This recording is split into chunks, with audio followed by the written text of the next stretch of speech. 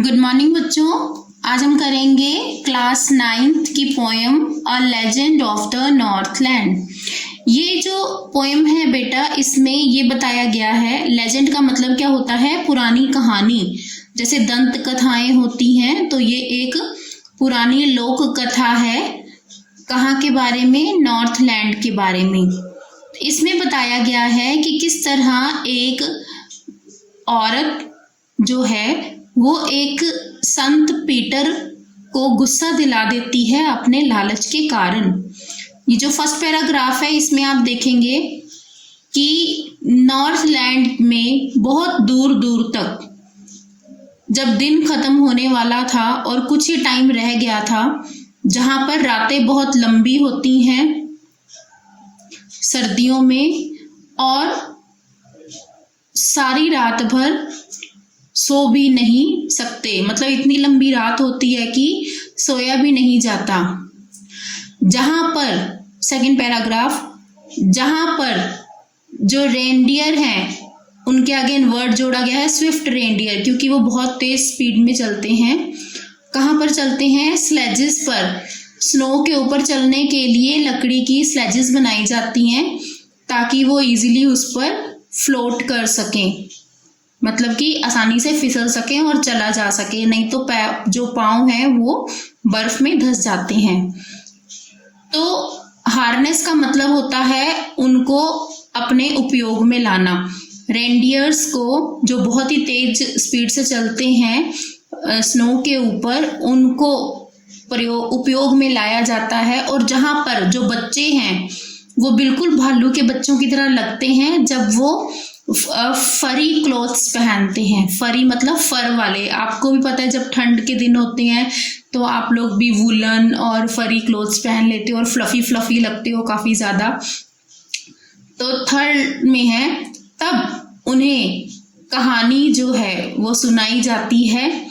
और मैं ये नहीं मानता कि ये सच है या नहीं है, पर आप जब ये कहानी पढ़ोगे, आपको मैं एक कहानी जो सुना रहा हूँ, मैं अकॉर्डिंग टू पोएट बता रही हूँ बेटा, जो कि फॉबे कैरी हैं, वो इस पोएम के थ्रू आपको कहानी सुना रहे हैं और मैं आपको जस्ट इसका मीनिंग अंडरस्टैंड करवा रही हूँ। ओके, तो इसमें ये बताया गया है कि उन्हें इस तरह से ये कहानी सुनाई जाती है कि उन्हें वो विश्वास करें या ना करें, पर उन्हें एक लेसन सीखने को जरूर मिलता है, एक सीख जरूर मिलती है। तो अब हमारी कहानी शुरू हो रही है। पोयम के जरिए एक कहानी कही गई है। एक बार की बात है जब संत पीटर पूरे संसार में घूम रहे थे और जगह जगह जाकर शिक्षा दे रहे थे, जैसा कि वो करते थे। जैसा कि आप जानते हो संत लोग क्या करते हैं, पूरे संसार में क्या करते हैं? भ्रमण करते हैं और जगह जगह जाकर उपदेश देते हैं। तब वो कहाँ पहुंचे? He came to the door of a cottage. तब वो एक कुटिया के दरवाजे पर पहुंचे पूरी अर्थ का चक्कर लगाने के बाद। और वो जो औरत थी वो क्या कर रही थी? वो केक बना रही थी और वहां पर बेक कर रही थी उन केक को हर्थ में। हर्थ होती है अंगीठी। बेक करने के लिए आपने देखा होगा किसी भी बेकरी वाला जो आसपास है, वो लोग क्या करते हैं? बेक करते हैं, तो अंगीठी वगैरह जलाकर रखते हैं, काफी बड़ी भट्ठी जिसे हम कहते हैं, भट्ठी, हर्थ। एंड बीइंग फेंट विद फास्टिंग। और जो संत है वो गिरने वाले हुए हैं क्योंकि उन्होंने कई दिनों से कुछ भी नहीं खाया। एक भी दिन, for the day I was almost done, और दिन पूरा खत्म होने वाला है। ही आस्क्ड हर, और उन्होंने उसे कहा कि मुझे अपने ये जो तुम्हारे पास इतने सारे केक हैं, इनमें से मुझे कुछ एक दे दो। यहाँ पर केक का मतलब आप रोटी भी लगा सकते हैं, और उनमें से कोई एक मुझे दे दो। अब हम नेक्स्ट पेज पर पढ़ेंगे। तो वो औरत क्या करती है? वो एक थोड़ा सा आटा लेती है, थोड़ा सा डो लेती है और उसका केक बनाती है। केक बनाती है, रोटी बनाती है और उसको बेक करने लगती है। पर जैसे ही वो उसको देखती है, उस केक को जो उसने डो बनाया है, उसे लगता है कि ये तो बहुत बड़ा बन गया है उसे देने के लिए, संत को देने के लिए। Therefore she needed another, इसलिए वो क्या करती है? वो एक और पीस लेती है, उससे भी छोटा जो उसने पहले लिया था, और ऐसा लगता है कि बस अब ये उसे दे ही देगी। पर जैसे ही वो उसे बेक करने के लिए रखती है भट्टी में, उसे ये पहले वाले से भी बड़ा नजर आता है। फिर वो क्या करती है, बिल्कुल ही थोड़ी सी टाइनी स्क्रैप, बिल्कुल थोड़ा सा जो है डो का पीस लेती है। डो मतलब आटा जो गूंदा हुआ होता है, और फिर उसको रोल करती है। रोल करते हुए जो बिल्कुल एकदम पतला पापड़ की जैसा बन जाता है, फिर उसको बेक करती है। बेक करने के बाद वो एक वेफर बन जाता है। वेफर आप खाते ही होंगे, छोटे छोटे बच्चे जो हैं, बिल्कुल ही पतले वाला जो बिस्किट होता है उसे वेफर कहते हैं। तो but she couldn't part with that, पर अभी भी उसे जो लग रहा है कि ये जो बड़ा बन गया है, फिर भी उसे ये बड़ी लगी। तब उसने कहा कि मेरे जो केक हैं वो बहुत छोटे हैं, जब मैं खाती हूँ तो मुझे तो ये बहुत छोटे लगते हैं, और जब मुझे किसी को देना होता है तो ये मुझे बहुत बड़े लग रहे हैं। तो वो क्या करती है, so she put them on the shelf, तो वो उसको अपनी शेल्फ पर रख देती है, वो भी उसे नहीं देती।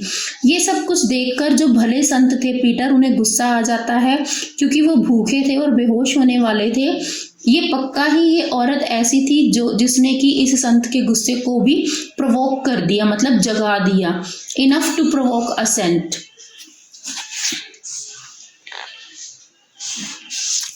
तब उसने कहा कि संत ने कहा कि तुम बहुत ज्यादा सेल्फिश हो, तुम इंसान का जन्म तुम्हें क्यों मिला है, तुम्हें भूख खाना भी मिल रहा है और रहने की जगह भी मिल रही है, और तुम्हें अग्नि भी मिल रही है जो कि तुम्हें इस सर्दी के मौसम में गर्म रखे हुए है, मतलब कि तुम्हें ठंड नहीं लग रही क्योंकि तुम अंगीठी भट्टी के पास बैठी हो। इतना अच्छा तुम्हें मानव जन्म मिला हुआ है, पर तुम इतनी ज्यादा सेल्फिश हो। अब तुम क्या करोगी, तुम्हें भी क्या करना पड़ेगा, पक्षियों के जैसे घर बनाना पड़ेगा, तुम्हें भी बहुत थोड़ा सा खाना मिला करेगा, और सारा दिन तुम सूखी लकड़ी के अंदर बोर करती रहोगी। बोर मतलब सुराख करती ही रहोगी, boring and boring and boring. Boring मतलब लकड़ी के बीच में, जैसे कि पक्षी करते हैं ना अपना घर बनाने के लिए, वो अपनी चोंच के साथ तुम सुराख करती रहोगी। Then up she went through the chimney, और तभी क्या हुआ, वो चिमनी के फिर वो उड़कर बिना कुछ बोले चिमनी में से निकलकर चली गई, और बाहर जाकर उड़कर वो क्या बन गई, वुडपेकर। वुडपेकर होता है फोड़वा, मतलब कि जो लकड़ी को फोड़ता रहता है, लकड़ी में सुराख कर करके अपना घर बनाता है, उसे हम बोलते हैं कटफोड़वा। और वो जो औरत थी वो किस में बदल गई, एक बर्ड में कन्वर्ट हो गई।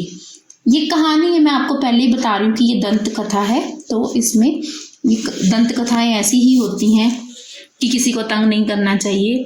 अब उसके सिर पर जो लाल रंग की कैप थी वो वैसी की वैसी ही रह गई थी, इसलिए अब जो कटफोड़वा होता है उसके सिर पर आपको लाल रंग नजर आता है। Then that was left the same, जो कि उस वक्त उसकी रह गई थी, पर बाकी के जो क्लोथ्स है वो उसके जल चुके थे और वो बिल्कुल काले रंग की हो गई थी, जैसे कि कोल हो जाता है तपने के कारण। और हर देश के स्कूल के बच्चों ने ये देखा होगा कि वो क्या करती है, वो लकड़ी में जंगल में देखा होगा कटफोड़वे को, वो वहां पर रहती है पेड़ों पर सारा दिन, और खाना प्राप्त करने के लिए वो क्या करती है, उस लकड़ी के पेड़ के अंदर उसको सुराख करती रहती है। तो ये थी हमारी पोएम।